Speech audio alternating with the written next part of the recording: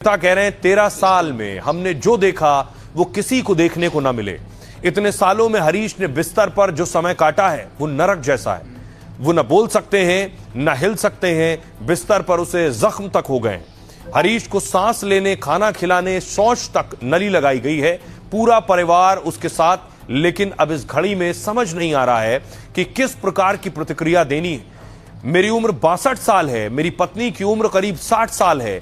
हमने कोर्ट का रुख तब किया जब हमें एहसास हुआ कि हमारे बेटे की हालत अब संभालने लायक नहीं है, उसकी बीमारी का अब इलाज नहीं हो सकता है। मजबूरी में हमें यह फैसला लेना पड़ा है। हमारे परिवार के लिए एक बहुत ही कठिन निर्णय है।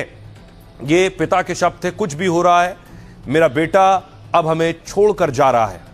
राहत सिर्फ इतनी है कि उसे सम्मानजनक मृत्यु मिलेगी। 1993 में दिल्ली में जन्मे हरीश शुरू से पढ़ने में बहुत अच्छे थे।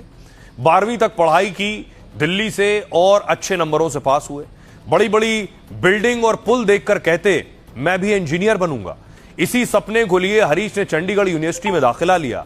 पढ़ाई के साथ हरीश को बॉडी बिल्डिंग का भी बहुत शौक था। वो इंजीनियरिंग के साथ बॉडी बिल्डिंग की प्रतियोगिता में भी भाग लेते थे। कहते हैं कि मैं सिविल इंजीनियर भी बनूंगा और बॉडी बिल्डिंग भी करूंगा। हरीश राणा 2010 से अपने कॉलेज में लगातार टॉपर रहे, लेकिन 2013 में कॉलेज के आखिरी साल दर्दनाक हादसा हो गया। रक्षाबंधन पर वो अपनी बहन से मोबाइल पर बात कर रहे थे। बात करते करते अचानक वो पीजी की 4थी मंजिल से गिर गए।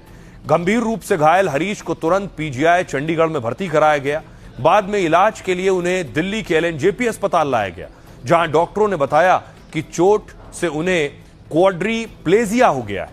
मतलब उनके हाथ पैर पूरी तरह निष्क्रिय हो गए हैं और वो जिंदगी भर बिस्तर पर रहने को मजबूर हो गए। सुप्रीम कोर्ट ने पहली बार इच्छा मृत्यु की इजाजत दी है।